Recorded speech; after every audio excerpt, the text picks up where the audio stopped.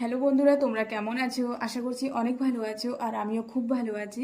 আর তোমাদের সকলকে আমার এই ছোট্ট মিনি ব্লগে অনেক অনেক স্বাগত জানাই। তো বন্ধুরা, এখন বাজে সকাল 9টার মতন, আর আমার স্নান কমপ্লিট হয়ে গেছে, পুজোও কমপ্লিট হয়ে গেছে।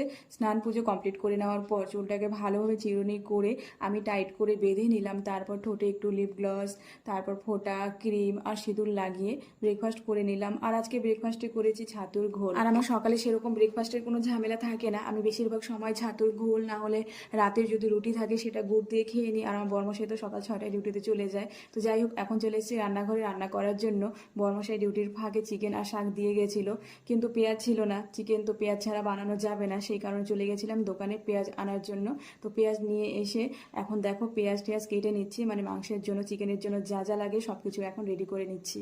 তো চিকেনের যা যা লাগে সব কিছু তো আমার রেডি। আর এদিকে আমি ভাত চাপিয়ে দিয়েছিলাম, ভাত হয়ে গেছে, ভাতের মারটা ছেঁকে নিলাম।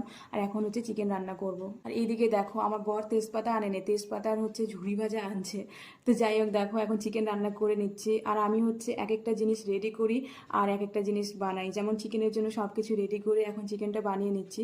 চিকেনটা হচ্ছে ততক্ষণে এদিকে আমি শাক কেটে বেছে একদম রেডি করে নিলাম। আর ততক্ষণে আমার চিকেন হয়ে গেছে। এখন চিকেনটা নামিয়ে তার উপর কয়েকটা ধনেপাতা দিয়ে দিলাম। তো চিকেন হয়ে যাওয়ার পর সেই কড়াইতে এখন শাক বসিয়ে দিলাম। শাক হচ্ছে ততক্ষণে আমি কয়েকটা বাসন মেজে নিলাম, পরে আমার অত বাসন হবে না। আর এখন রান্নাঘরটাও পরিষ্কার করে নিচ্ছি। শাক এখনও হচ্ছে আমার, কিন্তু এদিকে আমার রান্নাঘর পরিষ্কার করা কমপ্লিট হয়ে গেছে। আর এইদিকে আমার শাকও হয়ে গেছে, কতগুলো শাক বলে একদম অল্প হয়ে গেছে। তো যাই হোক, রান্নাবাড়ি কমপ্লিট করে এখন আমরা দুজনে খেতে বসে পড়েছি। আর আজকে দেখো বরমশাই আমার সোয়েটার পরছে, আর সেটা দেখে আমার খুবই হাসি পাচ্ছিল। তো আমাদের খাওয়া দাওয়া কমপ্লিট হয়ে গেছে। খাওয়া দাওয়া কমপ্লিট হয়ে যাওয়ার পর জায়গাটা মুছে নিলাম, তারপর কয়েকটা বাসন ছিল সেগুলো সাথে সাথে মেজে নিলাম। তারপর চলে গেছিলাম ছাদে কয়েকটা জামা কাপড় মেলতে। তো দেখো এদিকে আমার বরমশাই ঘুমাচ্ছে, আর এদিকে আমি একটু ছাদে হাঁটাহাঁটি করছি।